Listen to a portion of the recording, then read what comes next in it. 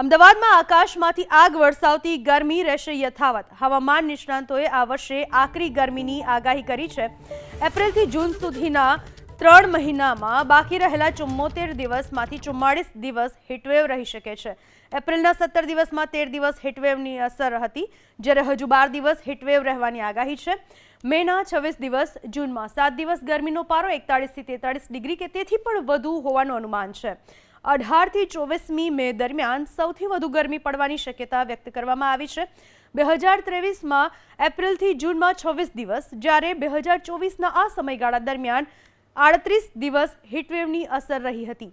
ચાલુ વર્ષે 10મી એપ્રિલથી સૌથી વધુ 43.3 ડિગ્રી તાપમાન નોંધાયું હતું। 17માંથી 13 દિવસ સુધી એક પણ દિવસ ગરમીનો પારો 41 ડિગ્રીથી નીચે નથી ગયો। ગુરુવારે શહેરનું મહત્તમ તાપમાન 41.8 ડિગ્રી નોંધાયું હતું। એકાદ દિવસ ગરમીમાંથી રાહત મળવાની શક્યતા છે, જો કે જૂન સુધી ગરમીમાંથી કોઈ વિશેષ રાહત મળવાની શક્યતાઓ નહીવત છે।